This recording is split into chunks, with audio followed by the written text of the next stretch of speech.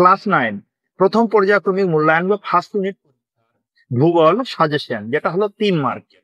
এর আগের ভিডিওতে আমরা ভূগোলের 5 মার্কের বেশ কিছু প্রশ্ন তুলে ধরেছিলাম, যেখানে 5 মার্কের সাজেশন। যারা দেখোনি ওটা পার্ট 1 ভিডিও, তোমরা দেখে নিতে।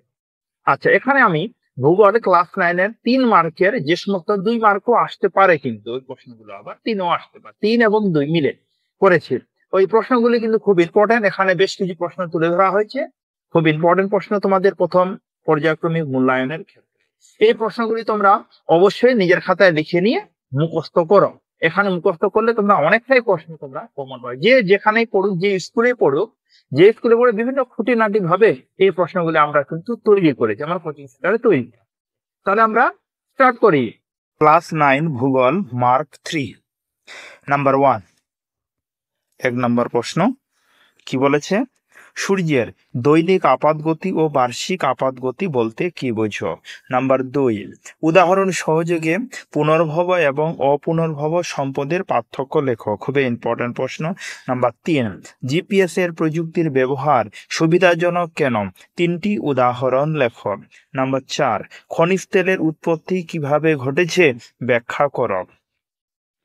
নাম্বার 5, অধিবর্ষ বা লিপ ইয়ার কাকে বলে? খুব ইম্পর্টেন্ট প্রশ্ন। নাম্বার 6, বামন গ্রহ কাকে বলা হয় উদাহরণ দাও। নাম্বার 7, পৃথিবীর গোলাকার আকৃতি সাপেক্ষে ব্যাকফোর্ড লেভেল পরীক্ষাটি লেখো। খুব ইম্পর্টেন্ট, একদম very very important. Number 7। Number 8, সম্পদ সৃষ্টির উপাদানগুলি সম্বন্ধে যা জানো লেখো। নাম্বার 9, পৃথিবীতে প্রাণের বসবাসের উপযোগী পরিবেশ আছে। পৃথিবীতে প্রাণীর বসবাসের উপযোগী পরিবেশ আছে ব্যাখ্যা করো। ভেরি ভেরি ইম্পর্টেন্ট, তোমরা মাস্ট বি মুখস্থ করবে। নাম্বার 10, বিষুব কথার অর্থ কি? মহাবিষুব এবং জলবিষুব বলতে কি বোঝো? নাম্বার 11, পৃথিবীকে নীল গ্রহ বলা হয় কেন? মুখস্থ করবে। নাম্বার 12, প্যারিস অপেক্ষা কেইন দ্বীপের ঘড়ি ধীরে চলে কেন? নাম্বার 13, পৃথিবীর আকৃতি অভিগত গোলকের মতো কেন? নাম্বার 14, তাপ শক্তি ও শক্তির মধ্যে 3টি পার্থক্য লেখো। পৃথিবীর এই প্রশ্নটা 13 নম্বর প্রশ্ন, কিন্তু খুব ইম্পর্টেন্ট। সবটা ইম্পর্টেন্ট, কিন্তু 13 নম্বরটা খুবই ইম্পর্টেন্ট। নাম্বার 15, পৃথিবীর আবর্তন গতির নাম আহ্নিক গতি কেন? নাম্বার 16, গ্রহ এবং নক্ষত্রের মধ্যে পার্থক্য লেখো। নাম্বার 17, এরাটোস্থেনিস পৃথিবীর পরিধি কিভাবে নির্ণয় করেছিলেন?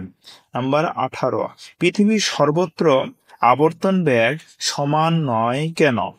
নাম্বার 19, ছায়াবৃত্ত সম্পর্কে কি জানো? নাম্বার 20, জোয়ার ভাটা কিভাবে হয়? নাম্বার 21, জ্বালানি খনিজ কাকে বলে 2টি উদাহরণ দাও। মোট তাহলে 21টি প্রশ্ন। এবার আমরা এই প্রশ্নগুলির উত্তর পরপর করব। ক্লিয়ার? তাহলে নাম্বার 1 প্রশ্নের উত্তর, সূর্যের দৈনিক আপাতগতি ও বার্ষিক আপাতগতি বলতে কি বোঝো? এই প্রশ্নটি ছিল। তাহলে উত্তর, প্রথমে পয়েন্ট হবে দৈনিক আপাতগতি। পৃথিবীর আহ্নিক গতির ফলে সূর্য পূর্ব দিক থেকে উদিত হয়ে পশ্চিম দিকে অস্ত যায় বলে মনে হয়, এটা দৈনিক আপাতগতি। বার্ষিক আপাতগতি, পৃথিবীর বার্ষিক গতির কারণে সূর্য ক্রান্তি রেখার দিকে উত্তর ও দক্ষিণে সরতে থাকে বলে মনে হয়। নাম্বার 2, কি লেখা ছিল? উদাহরণ সহ পুনর্ভব এবং অপুনর্ভব সম্পদের পার্থক্য লেখো। 2 নাম্বার প্রশ্ন ছিল। তাহলে দেখো আমরা এবার পার্থক্য তুলে ধরেছি এখানে। তাহলে দেখো, বিষয় একদিকে দেওয়া আছে বিষয়, আর একদিকে পুনর্ভব সম্পদ, অপরদিকে অপুনর্ভব সম্পদ। বিষয়ের ঘরে সংজ্ঞা, পুনরায় সৃষ্টি বা পুনরুদ্ধার করা যায়, আর অপুনর্ভব সম্পদ সীমিত ও পুনরুদ্ধার করা যায় না। এবার হলো উৎস। উৎস দেখো, প্রাকৃতিক প্রক্রিয়ায় সৃষ্টি হয় আর ভূতাত্ত্বিক সময়ের মাধ্যমে গঠিত হয়। উদাহরণ, বায়ু, জল, সৌরশক্তি, কয়লা, খনিজ তেল, প্রাকৃতিক গ্যাস। 3 নম্বর প্রশ্ন, জিপিএস এর প্রযুক্তির ব্যবহার সুবিধাজনক কেন? 3টি উদাহরণ দাও। নাম্বার 1, পর্যটক ও নেভিগেশন, সঠিক গন্তব্য নির্ধারণে সহায়তা করে। নাম্বার 2, জরুরি সেবা, দুর্যোগ পরিস্থিতিতে উদ্ধার কাজে সহায়তা করে। নাম্বার 3, পরিবহন, গাড়ি ও জাহাজ চলাচলের সঠিক পথ নির্দেশ দেয়। কত নম্বর প্রশ্নের উত্তর করলাম? নাম্বার 3। এবার নাম্বার 4, খনিজ তেলের উৎপত্তি কিভাবে ঘটেছে ব্যাখ্যা করো।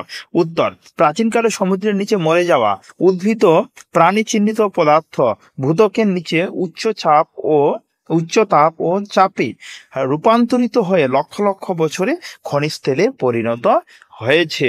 নাম্বার 5, অধিবর্ষ বা লিপ ইয়ার কাকে বলে? উত্তর, পৃথিবীর একবার সূর্যকে প্রদক্ষিণ করতে 365 দিন 6 ঘন্টা 5 মিনিট 48 সেকেন্ড সময় লাগে। বাকিটা লেখেন, ডাইরেক্ট 6 ঘন্টা সময় লাগে। প্রতি 4 বছর এই অতিরিক্ত 6 ঘন্টা মিলিয়ে একদিন যোগ করে 366 দিন ধরা হয়।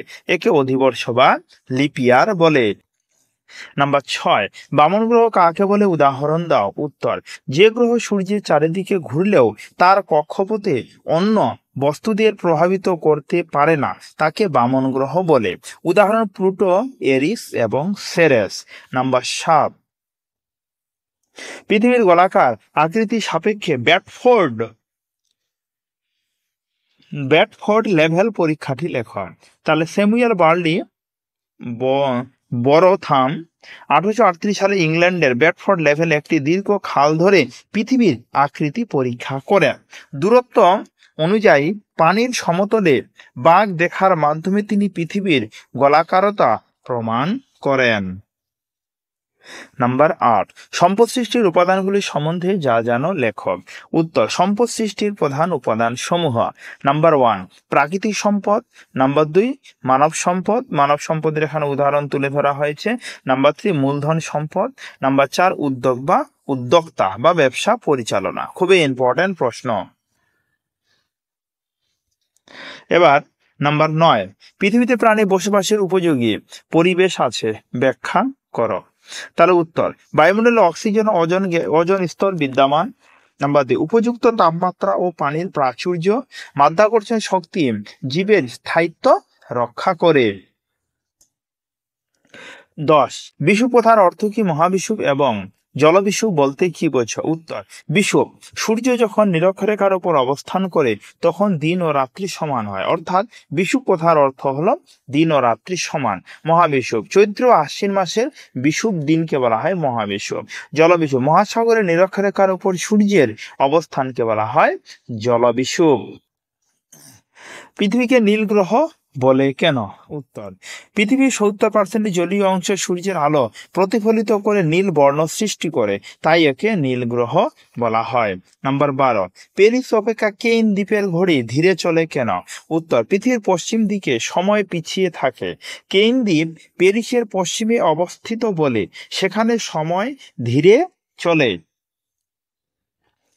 নাম্বার 13, পৃথিবীর আকৃতি অভিজ্ঞতা গোলকের মতো কেন? উত্তর, নিচ অক্ষের চারিদিকে আবর্তনের ফলে পৃথিবীর মেরুগুলি চেপ্টা এবং নিরক্ষরেখা স্ফীত হয়ে অভিজ্ঞত গোলক আকৃতি ধারণ করে।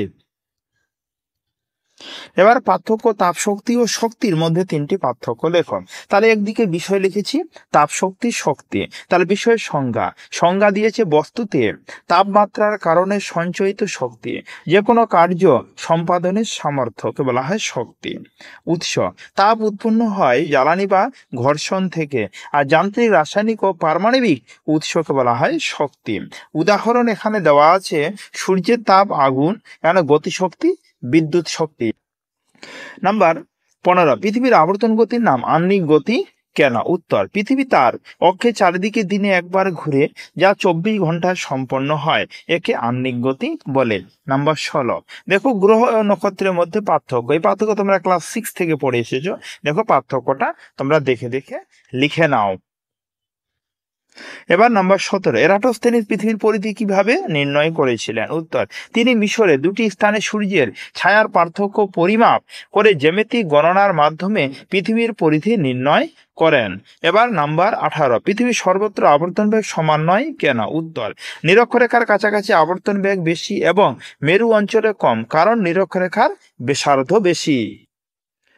এবার নাম্বার 19, ছায়াবৃত্ত সম্পর্কে কি জানো? উত্তর, ছায়াবৃত্ত হলো পৃথিবীর উপরিভাগে বিভিন্ন স্থানে সূর্য বা অন্যান্য আলোর উৎসের কারণে সৃষ্টি হওয়া ছায়ার রেখা।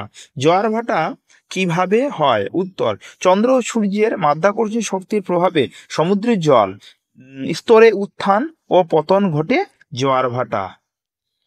নাম্বার 21, জ্বালানি খনিজ কাকে বলে? দুটি উদাহরণ দাও। উত্তর, যেসব খনিজ পদার্থ জ্বালানি উৎপাদনে ব্যবহৃত হয় তাদের জ্বালানি খনিজ বলে, যেমন উদাহরণ কয়লা, খনিজ তেল ইত্যাদি। তাহলে আমরা মোট 21টি প্রশ্ন এখানে তোমরা এখানে দেখলে যে মোট এখানে 21টি প্রশ্ন তুলে ধরা হয়েছে 3 মার্কের, যে প্রশ্নগুলি তোমাদের কাছে কিন্তু খুব ইম্পর্টেন্ট, খুব গুরুত্বপূর্ণ প্রশ্ন এখানে তোমাদের ফার্স্ট ইউনিট বা প্রথম পর্যায়ক্রমিক মূল্যায়নের ক্ষেত্রে। এটা কিন্তু আমাদের পার্ট 2, এটা ভূগোল ক্লাস 9 এর সাজেশনের পার্ট 1 এ আমরা 5 মার্কে তুলে ধরেছিলাম, আর পার্ট 2 এ ধরলাম 3 মার্কের। আর পার্ট 1 একটা ভিডিও আর আসবে তোমাদের, ওটা হবে কি 1 মার্কের। 1 মার্কের আমি মোটামুটি বেশ কিছু প্রশ্ন তুলে ধরবো, তোমাদের সুবিধার্থে আমি সুন্দর করে সাজেশন গুছিয়ে ধরেছি, যে সাজেশন গুলি তোমাদের খুব ইম্পর্টেন্ট। গত বছরও ধরেছিলাম, সাজেশন দিয়েছিলাম, যে সাজেশন গুলো পরীক্ষায় কিন্তু 70 থেকে 80% এর বেশি এখানে কিন্তু কমন এসেছিল। তাই এবারও নিশ্চিন্তে কমন আসবে। তাহলে দেখা হচ্ছে এরপরে ভিডিওতে।